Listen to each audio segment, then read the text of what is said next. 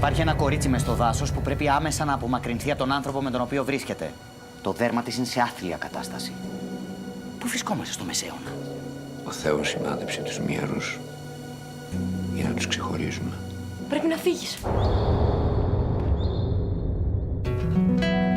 Η γλύκα και η φροντίδα σου, η καλοσύνη της καρδιάς σου, που είναι στα αλήθεια τόσο δυνατή. Μόναχα τούτα μπορούν να είναι το πιο δυνατό γιατρικό.